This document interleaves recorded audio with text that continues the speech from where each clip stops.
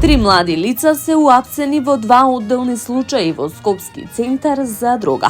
Имено на 22 јануари во 21 часот и 20 минути во Скопје. На подрачјето на центар, полициски службеници од единицата за интервентна полиција при СВР Скопје ги лишиле од слобода лицата ВМ 18 години и АД 23. Двајцата од Крива Паланка, затоа што кај нив била пронајдена и одземена марихуана.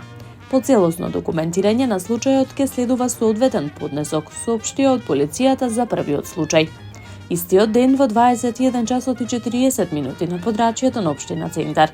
Полициски службеници од единицата за интервентна полиција при СВР Скопје го лишиле од слобода лицето БА 23 години, затоа што кај него била пронајдена и одземена марихуана.